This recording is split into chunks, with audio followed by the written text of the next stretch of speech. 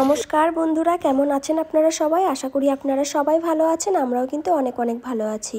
তো গত 30শে নভেম্বর আমরা গেছিলাম গঙ্গা স্নানের জন্য। তো গঙ্গা স্নানের জন্য আমরা গেছিলাম কাটোয়াতে। কোথায় যাচ্ছ?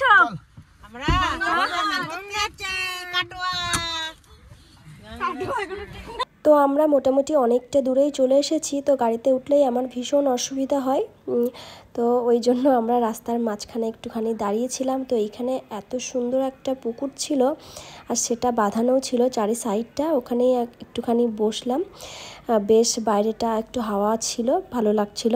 তো নিজেকে একটুখানি দেখাচ্ছিলাম যে আমার কি অবস্থা হয়েছে, মানে এইটুকুনি আসতে। তো দেখতে দেখতে কিন্তু আমরা কাটোয়াতে চলে এসেছি। এটা সম্ভবত কাটোয়ার ভেতরে বাজার। তো তার কিছুটা দূর গেলেই ঘাটটা। তো আরও বেশ কিছুক্ষণ ভেতর দিকে যেতে হয়। আমরা মাঝখানে একবার রাস্তা ভুল করে ফেলেছিলাম, তারপরে গিয়ে এখানে পৌঁছেছি। তো যাই হোক, সব কিছুর পরে এসে পৌঁছেছি, এটাই অনেক। তো এই ঘাটটা কিন্তু ভীষণই সুন্দর। এখানে খুব সুন্দর একটা মন্দির আছে, আর ঘাটটাও খুব সুন্দরভাবে বাঁধানো। তো আমরা সবার প্রথমেই গিয়ে আর কি হেঁটে হেঁটে সামনেটা একটুখানি দেখছিলাম কেমন কি। আর মানে খুব বেশি তো আমি গঙ্গাতে আসিনি, খুবই কম। তো ওই জন্য ভীষণ ভালো লাগছিল এসে। আর আমার ছেলেও কিন্তু ভীষণ খুশি হয়েছে এইখানে এসে। আর ও অ্যাকচুয়ালি কোথাও ঘুরতে গেলে ভীষণ আনন্দ পায়। আর দেখুন, ওর পিপির সাথে কিন্তু হাঁটতে হাঁটতে ওইখানে একটা নৌকা ছিল, ওর ওপরে উঠে গেছে। মানে একটুও ভয় লাগেনি যে ওর ওপরে উঠবো, কিছু হবে কি না হবে সেটার কোনো ভয় নেই। তো যাই হোক, তারপরে আমরা টিকিট নিয়ে এখন যাব হচ্ছে গঙ্গার ওপারে। তো যতদূর শুনেছি যে এই পাড়টা নাকি অজয়, আর ওই পাড়টা হচ্ছে গঙ্গা। তো আমাদেরকে এখন ওই পারে যেতে হবে, ওই পারে গিয়ে গঙ্গা স্নান করব, তারপরে আবার এই পারে আসব। তো সবাই কিন্তু যে যার মতো আর কি গঙ্গা জল বাড়িতে নিয়ে যাওয়ার জন্য জিনিসপত্র নিয়ে চলে এসেছি। তো আমরা গেছিলাম গঙ্গা স্নান করার জন্য কাটোয়াতে, কিন্তু আমরা নদী পার হয়ে নদিয়া ডিস্ট্রিক্টে চলে গেছিলাম।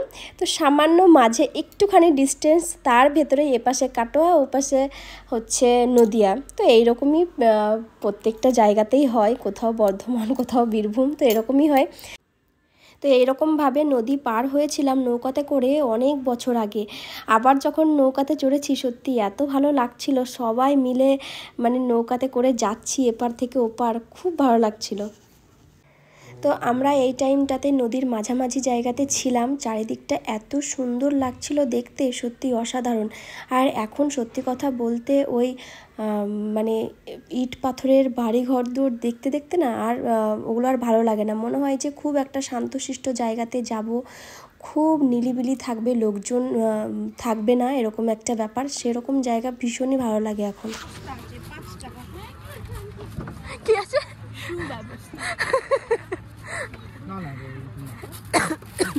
দক্ষিণ খুচরো পয়সা নিয়ে আসতে হবে আগে।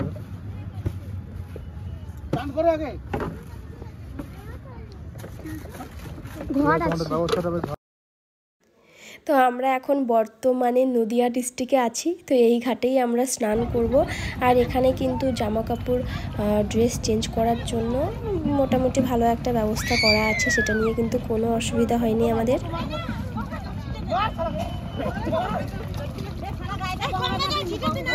আর যেহেতু আমরা কোনো সাবান নিয়ে আসিনি, আর গঙ্গা স্নান করতে আসলে সাবান টাবান কিছু মাখা যায় না যতদূর শুনেছি, তো আমরা গঙ্গা মাটি একটুখানি গায়ে মাখছিলাম, আর সবাই একটুখানি মজা করছিলাম।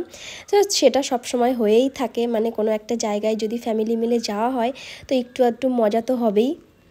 মানে গঙ্গা মাটিটা গায়ে মাখছিলাম, আর আমরা সবাই মিলে বলছিলাম যে যত ট্যান আছে আজকে সব উঠে যাবে গঙ্গা মাটির জন্য।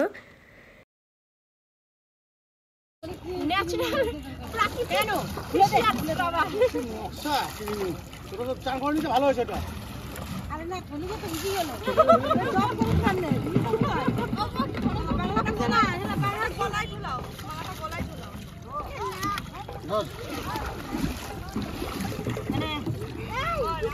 ওইটা বড়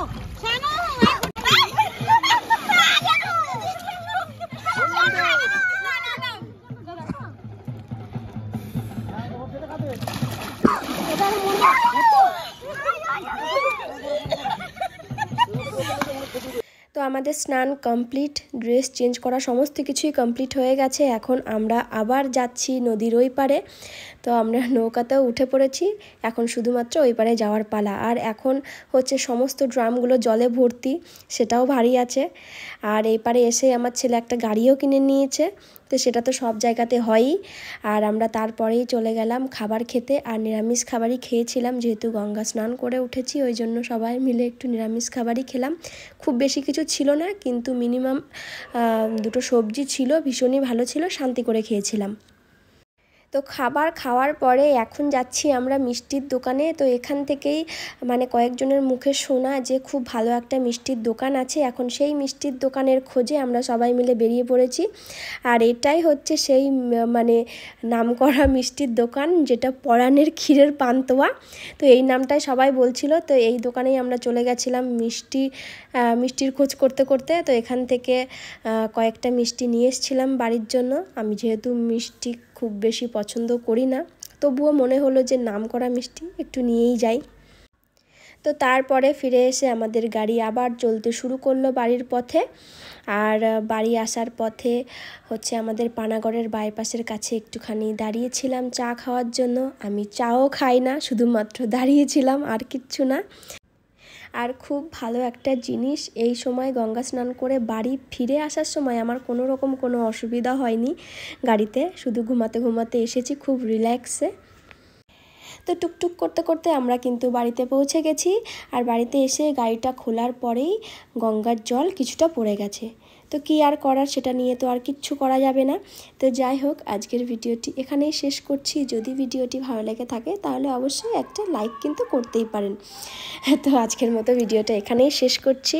তো টাটা, দেখা হচ্ছে নেক্সট কোনো ভিডিওতে।